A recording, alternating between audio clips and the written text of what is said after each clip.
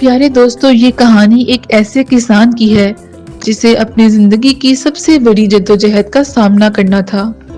ہر دن اپنے کھیت میں کام کرتے ہوئے اس نے اپنی زندگی کا ہر پل اپنی محنت کے نام کر دیا۔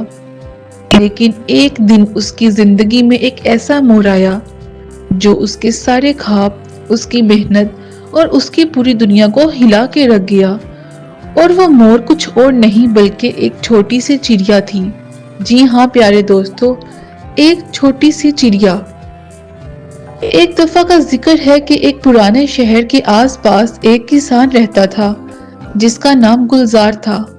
گلزار اپنی زندگی میں بہت محنت کرتا تھا، اپنے کھیتوں کی ہریالی کو اپنی جان سمجھتا تھا۔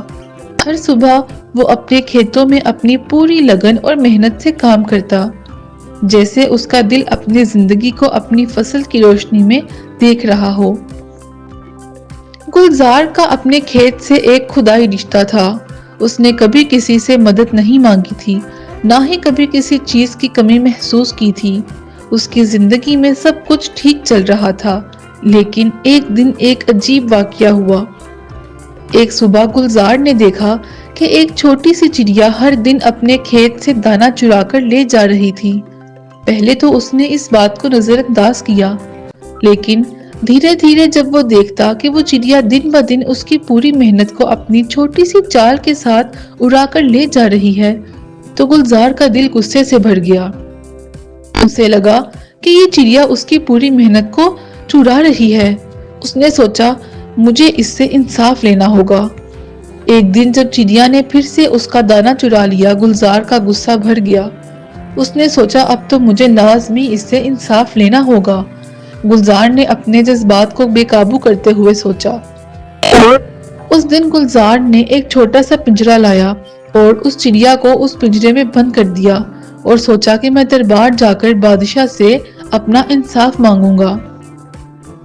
راستے میں گلزار کو ایک آدمی ملا جو اپنے 2 گدھوں کے ساتھ جا رہا تھا۔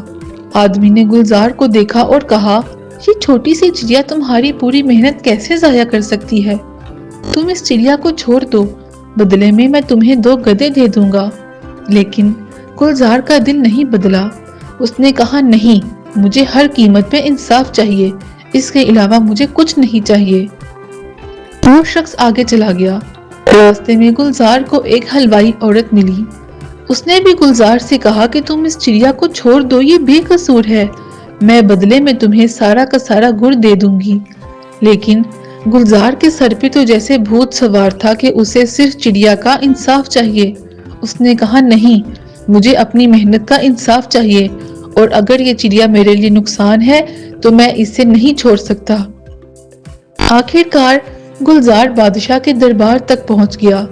اس نے اپنی پوری کہانی بادشاہ کو سنائی اور کہا، بادشاہ، یہ چڑیا ہر دن میرے کھیت سے دانا چرا رہی ہے، اس لیے میں نے اسے پکڑ لیا، آپ مجھے انصاف دیں۔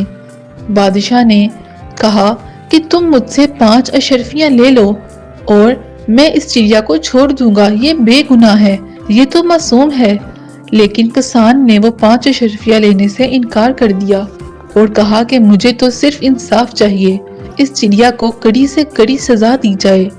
پھر بادشاہ نے کسان کو ایک اور پیشکش کی اور کہا کہ تمہیں میں بہت زیادہ اناج دوں گا، تم یہ سارا اناج رکھ لو اور بدلے میں اس چڑیا کو چھوڑ دو۔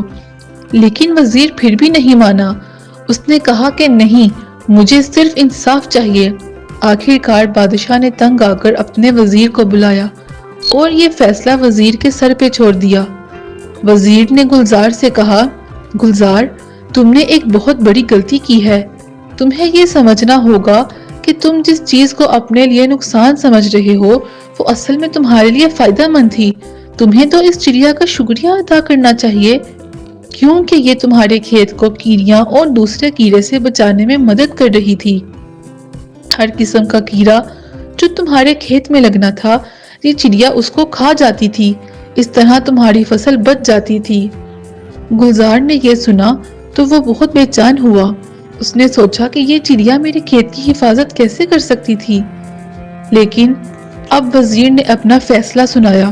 اس نے کہا کہ گلزار کو عمر قید سنائی جاتی ہے کیونکہ اس نے چڑیا کو قید کیا اور اس نے بادشاہ کے حکم کی نافرمانی کی، کیونکہ بادشاہ نے اس کو بہت اچھی پیشکش کی تھی، لیکن اس نے بادشاہ کی پیشکش کو ٹھکرا کے بہت بڑی غلطی کی ہے، اسی لیے اس کو عمر قید کی سزا سنائی جاتی ہے۔